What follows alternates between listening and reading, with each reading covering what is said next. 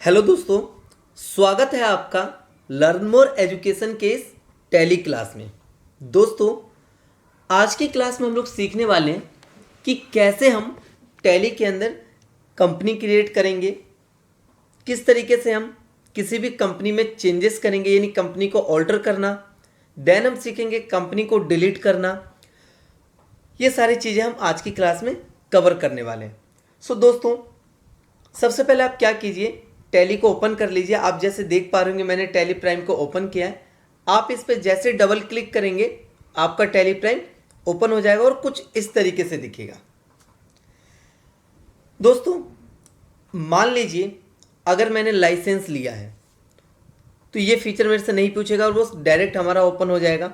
लेकिन फिलहाल हम लोग एक लर्निंग मोड में हैं, तो हम क्या करेंगे, यहाँ पे कंटिन्यू इन एजुकेशनल मोड।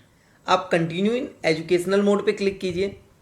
जैसे आप क्लिक करेंगे तो कुछ ऐसा इंटरफेस आएगा आपके टैली का। उसके बाद हमें जाना है क्रिएट कंपनी में। ऑब्वियसली अगर मान लीजिए कि मैं फर्स्ट टाइम टैली को स्टार्ट किया हूँ, पहली बार टैली पे वर्क करने जा रहा हूँ, so I need to create a company. मैं क्रिएट पे जाऊँगा, क्रिएट कंपनी पे क्लिक किया।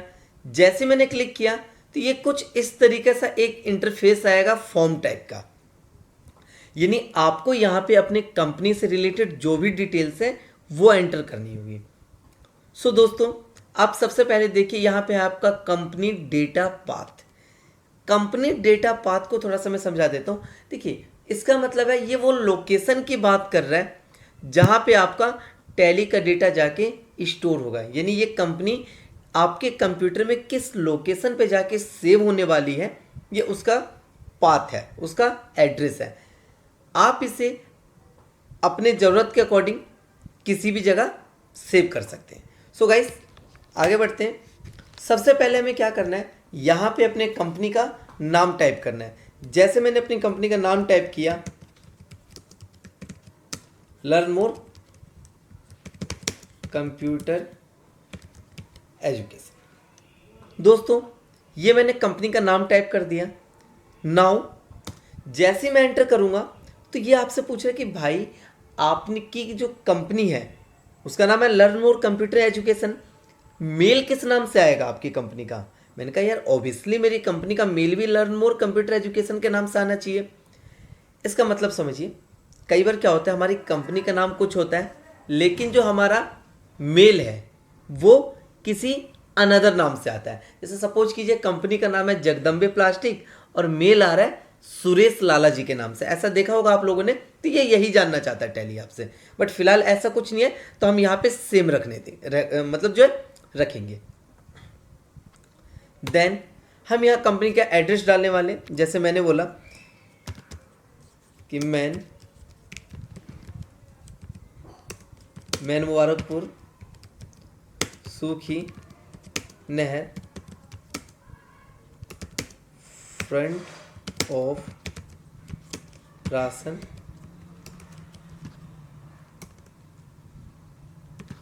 दफ्तर किरारी। दोस्तों, यहाँ मैंने अपने एड्रेस को डाला। अब यहाँ पे हमें सेलेक्ट करना है कि हमारी जो कंपनी है वो किस स्टेट में है। दिल्ली में है, मैंने दिल्ली लिया। कंट्री ऑटोमेटिकली सेलेक्ट हो जाएगी। देन आपको यहाँ पे अपना पिन कोड जो है वो एंटर करना है। पिन कोड के बाद यहाँ हमसे देखिए, एक तो पूछ रहा है टेलीफोन, एक पूछ रहा है मोबाइल। यहाँ इसके पूछने का क्या मतलब है टेलीफोन? जैसे आप देखते हैं कि कई कंपनियों में आज भी लैंडलाइन का इस्तेमाल किया जा रहा है, राइट गाइस? तो आप यहाँ पे उसका नंबर डाल सकते हैं। अगर मान लीजिए कि मेरी कंपनी में लैंडलाइन है वो नहीं है, 2 मोबाइल नंबर ही है, तो यहाँ पे भी मैं एक मोबाइल नंबर फिलहाल डालूंगा। जैसे सपोज कीजिए एक मोबाइल नंबर डाल देते हैं।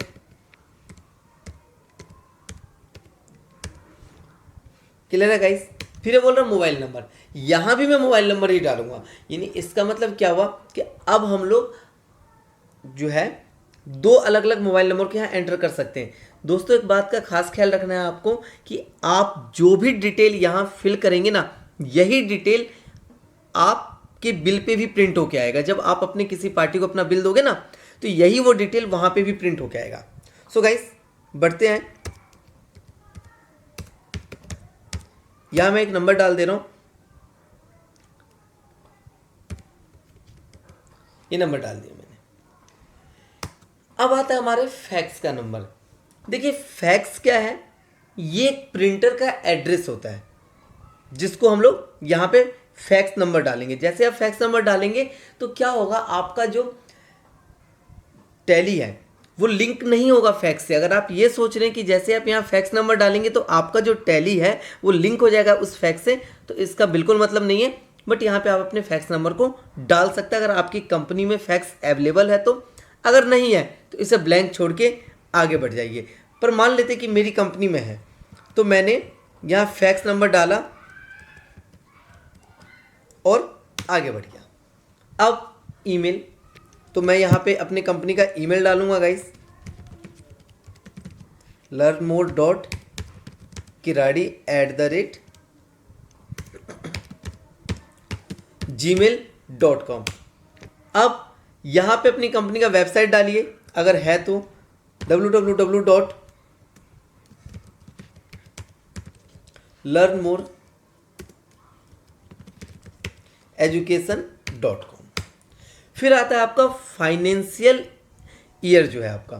देखिए फाइनेंशियल ईयर यानी कि वित्तीय वर्ष हमेशा 1 अप्रैल से शुरू होगा, तो मैंने ये डाल दिया 1 अप्रैल। फिर ये कह रहा है बुक्स बिगनिंग फ्रॉम। दोस्तों इन दोनों में फ़र्क समझिए। कई बच्चे इसको समझ लेते हैं कि एंड ऑफ फाइनेंशियल ईयर, ये आपसे एंड ऑफ फाइनेंशियल ईयर नहीं पूछ रहा है। अभी सपोज कीजिए कि हमारा 2021-22 का फाइनेंशियल ईयर चल रहा है, तो क्लियर है 1 अप्रैल 21 से शुरू हो रहा है। पर मैं अपना काम कब से शुरू कर रहा हूँ, यानी बुक्स बिगनिंग फ्रॉम। तो भाई जरूरी नहीं मैं 1 अप्रैल से करूँ, मैं 1 मई से भी कर सकता हूँ, 1 जून से भी कर सकता हूँ। वॉट जिस डेट से आपकी कंपनी स्टार्ट हो रही है वो डेट आप यहाँ पे मेंशन करेंगे। सो फाइनली गाइस, मैं अज्यूम करता हूँ कि मैं 1 अप्रैल से ही अपना काम भी स्टार्ट किया, तो मैंने यहाँ पे सेम डेट रखा। Enter enter. देखिए ये बोल रहा है currency base of currency symbol. इसका मतलब है कि आपने यहाँ इंडिया कंट्री सेलेक्ट किया तो वहाँ रुपये चलता है, उसका नाम है INR।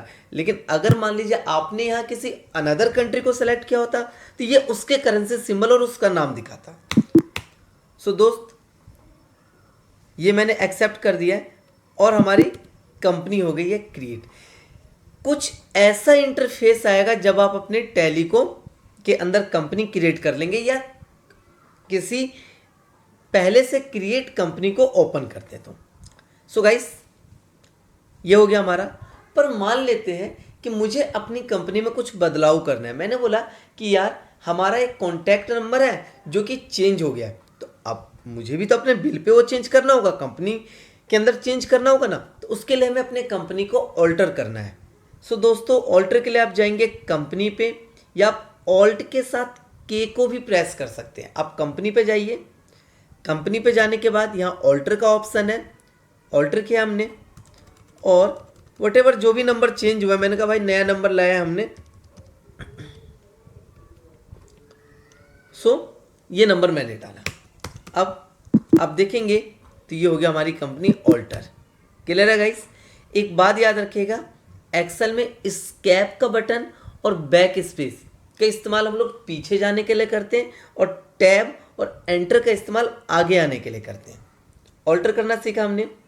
अब सपोज कीजिए कि मुझे अपनी कंपनी को बंद करना होता, तो मैं कंपनी पे जाऊंगा और इसे क्या कर दूंगा, शट।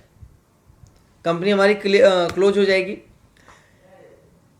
देख रहे हैं? अब मुझे इसे दोबारा ओपन करना पड़ेगा, इस पर क्लिक करके ओपन हो गया। फाइनली अब हम सीखेंगे अगर मुझे अपने इस कंपनी को डिलीट करना है। क्लियर है गाइस? तो कैसे होगा, आप दोबारा जाइए कंपनी पे, कंपनी पे जाने के बाद आप जाइए अल्टर पे और यहां दबाइए ऑल्ट के साथ डी। क्या दबाना है आपको, ऑल्ट डी, एंटर और enter. Now you can see कि आपकी कंपनी यहां पे डिलीट हो गई है। दोस्तों अगर मुझे मान लीजिए टैली से बाहर जाना है तो एस्केप दबाऊंगा मैं और एंटर करूंगा। थैंक यू दोस्तों। अगर कोई डाउट आपको आया होगा इस क्लास के अंदर अगर कुछ नहीं समझ आ रहा है प्रैक्टिकल करने के दौरान, तो एक बार अगर आप ऑफलाइन क्लास के स्टूडेंट हैं तो लैब में अपने ट्रेनर से एक बार इस पर बात कर लीजिए, कंफर्म कर लीजिए। या अगर आप ऑनलाइन क्लास के स्टूडेंट हैं या आपने रिकॉर्डिंग वीडियोस परचेज कर रखी है हमारी, तो आप क्या कीजिए, एक बार अपने ऐप के डाउट सेक्शन में इस डाउट को पोस्ट कीजिए। हमारे एक्सपर्ट उसको जो है देख के आपको रिप्लाई करेंगे। Thank you.